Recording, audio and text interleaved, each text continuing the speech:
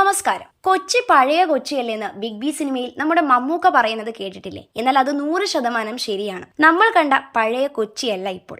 അടിമുടി മാറിയ പുതിയ നഗരമാണ്. പണ്ട് നാട്ടിൻപുറങ്ങളിൽ ഗുണ്ടായിസം കാണിച്ചു നടക്കുന്ന ആളുകൾ പല നാട്ടിലും ഉണ്ടായിരുന്നപ്പോഴും കൊച്ചി അന്നും വ്യത്യസ്തമായിരുന്നു. ചില്ലറ ഗ്യാങ്സ്റ്ററുകൾ ഇവിടെ പണ്ടു മുതലേ ഉണ്ടായിരുന്നു. വാണിജ്യ തലസ്ഥാനമായുള്ള കൊച്ചിയുടെ വളർച്ചയ്ക്കൊപ്പം ലോക്കൽ അധോലോകങ്ങളും വളർന്നു വരികയായിരുന്നു. തമ്മനം ഗ്യാങ്ങും ടൂൾസ് ഗ്യാങ്ങും അങ്ങനെ പലതും അണ്ടർ വേൾഡിന് കാവലായി. വടിയും വടിവാളും ഒക്കെയായിരുന്നു ഇവരുടെ ആയുധങ്ങൾ. എന്നാൽ ഇന്റർനെറ്റ് യുഗത്തിൽ കൊച്ചി പഴയ കൊച്ചി അല്ലാതായി. കേരളത്തിൽ മെട്രോ റെയിൽ ആദ്യമായി എത്തിയ നഗരം IT ഹബ്ബും സിനിമാ ഹബ്ബുമായി മാറി. ചെന്നൈയിൽ നിന്ന് സിനിമാ ലോകം ഇവിടേക്ക് കുടിയേറി. ബിനാലെ പോലുള്ള കലാവിസ്മയങ്ങൾക്ക് അവിടം വേദിയായി. തൊഴിലവസരങ്ങളും വർദ്ധിച്ചതോടെ ഒരു ഫ്ലോട്ടിംഗ് നഗരമായി കൊച്ചി മാറി. വരത്തന്മാർ സ്ഥലവാസികളെക്കാൾ 10 മടങ്ങായി. ആഡംബര മാളുകളും ഡാൻസ് ബാറുകളും യുവാക്കൾക്കിടയിൽ ഹരമുണ്ടാക്കി. രാത്രി പകൽ വ്യത്യാസമില്ലാതെ സൗഹൃദ കൂട്ടായ്മകളുടെ വേദിയായി പലയിടങ്ങളും മാറി. കഞ്ചാവിനും കറുപ്പിനും പകരം രാസലഹരി ഒഴുകി.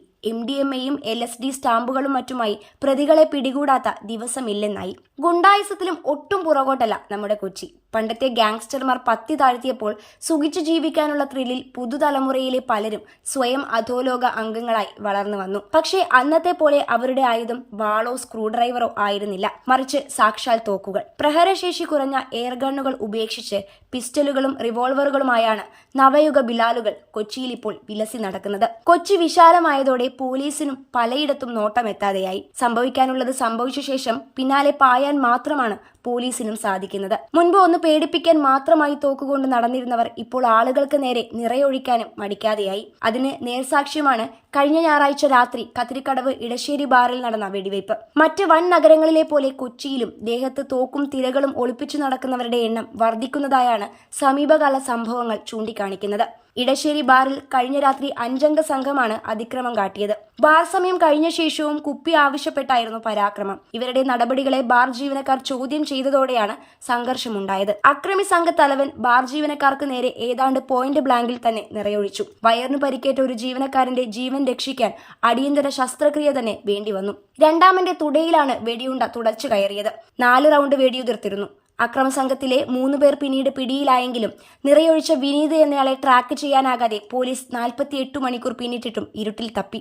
സംഭവ സ്ഥലത്ത് നിന്ന് കണ്ടെടുത്ത കാട്രിഡ്ജുകളിൽ നിന്നാണ് ഉപയോഗിച്ചത് റിവോൾവർ ആണെന്ന് വ്യക്തമായത്. തോക്ക് ഗുണ്ടാ സംഘങ്ങൾ വഴി കൈമാറിയതാണെന്നാണ് പോലീസ് നിഗമനം. ലൈസൻസ് ഇല്ലാത്ത റിവോൾവർ ഉപേക്ഷിച്ചെന്നാണ് പിടിയിലായ പ്രതികൾ മൊഴി നൽകിയത്. എറണാകുളം ജില്ലയിൽ സമീപകാലത്തുണ്ടായ തോക്ക് കേസുകളിൽ ഗൗരവമേറിയത് കോതമംഗലത്തെ BDS വിദ്യാർത്ഥിനിയുടെ കൊലപാതകമായിരുന്നു. പ്രണയപ്പകയെ തുടർന്നാണ് 2021 ജൂലൈയിൽ കണ്ണൂർ സ്വദേശിനിയായ മാനസയെ പരിചയക്കാരനായ രാഖിൽ എന്ന യുവാവ് വെടിവെച്ചു കൊന്നത്.